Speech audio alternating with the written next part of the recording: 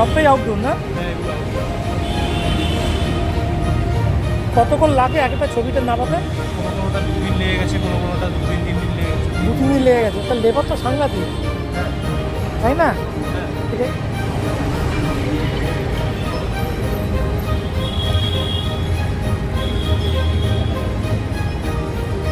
শোভন মান্না, এখানে ফোন নাম্বারও আছে। আর আমার কাজ ক্যানভাসে করা কাজ।